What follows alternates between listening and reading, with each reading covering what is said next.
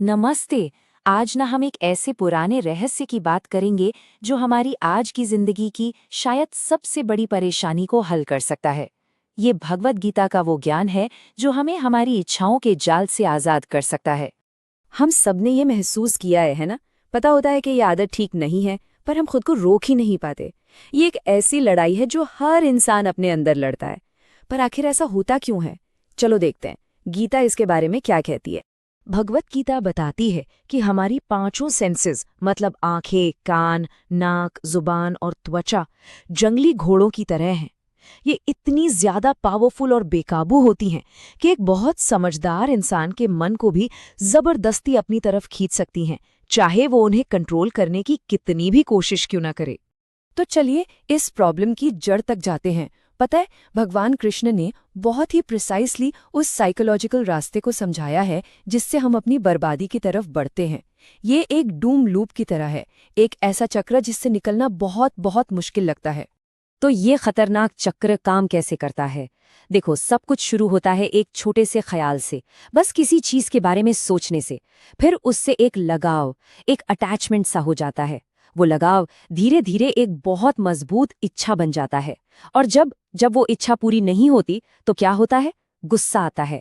गुस्से से हमारा दिमाग बिल्कुल कंफ्यूज्ड हो जाता है, हमारी याददाश्त धुंधला जाती है, और फिर हमारी सोचने समझने की शक्ति, हमारी इंटेलिजेंस खत्म हो जाती है।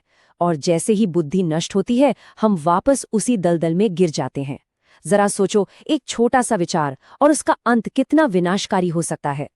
लेकिन रुकिए, यहाँ पर निराश होने वाली कोई बात नहीं है।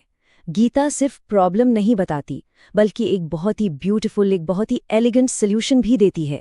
और ये सॉल्यूशन जबरदस्ती पर नहीं, बल्कि एक बेहतर अनुभव पर बेस्ड है। हम इसे हायर टेस्ट हैक कह सकते हैं। जबरदस्ती अपनी इच्छाओं को दबाना, कैसा है? बिल्कुल वैसे जैसे किसी बीमार इंसान को उसकी पसंदीदा मिठाई खाने से रोकना। वो शायद बाहर से मान जाए, पर अंदर ही अंदर उसकी तड़प तो बनी रहेगी। लेकिन दूसरा तरीका है एक उच्च स्वाद का अनुभव करना।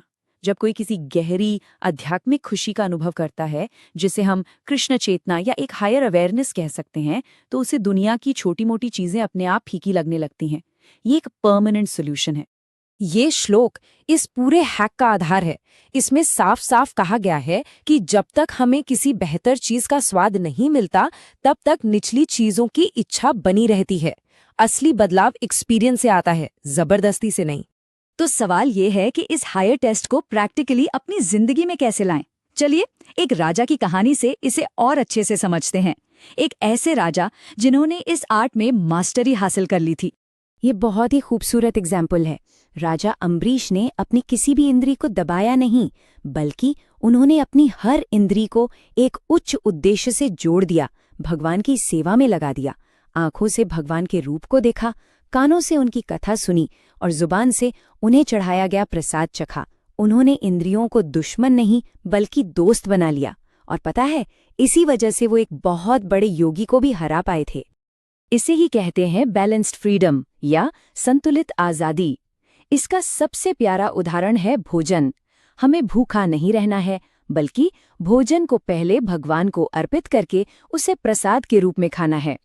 ऐसा करने से खाने का वही काम एक आध्यात्मिक अनुभव बन जाता है और हमें नीचे गिरने का कोई डर नहीं रहता। तो जब कोई इस रास्ते पर चलता है, इंद्रियों को सही दिशा देता है और एक हायर टेस्ट डेवलप करता है, तो इसका रिजल्ट क्या होता है? उस इंसान को असल में क्या मिलता है? गीता के अनुसार असली शांति और खुशी तब तक इम्पॉसिबल है जब तक हमारा मन और बुद्धि एक उच्च चेतना से जुड़े न हों। जब मन इधर उधर भटकता रहता है तो शांति नहीं मिल सकती, और जहां शांति नहीं वहां खुशी का सवाल ही पैदा नहीं होता, है ना? ये एक बहुत ही शक्तिशाली चेतावनी है। अगर हमारी भटकती हुई इंद्रियों में से सिर्फ एक पर भी हमारा मन टिक जाए, तो वो अकेली इंद्री ही हमारी बुद्धि को वैसे ही बहा ले जा सकती है जैसे तेज हवा एक नाव को पानी में बहा ले जाती है। कितनी डरावनी बात है ना?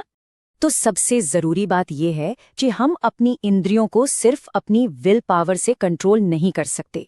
उन्हें काबू में करने के लिए एक बड़ी शक्ति की जरूरत होती है, और वो शक्ति है उन्हें किसी अच्छे बड़े काम में लगाना, जैसे भगवान की सेवा में। जब वो एक उच्च लक्ष्य के लिए काम करने लगती हैं, तो वो अपने आप काबू में आ जाती हैं। तो कृष्ण ने अर्जुन को मन को काबू करने का पूरा साइंस समझा दिया है।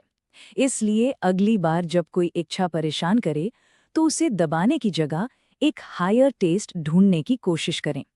लेकिन अब जब अर्जुन ने ये सब सुन लिया है तो उसके मन में अगला सवाल क्या उठेगा, ये हम जानेंगे अगली बार।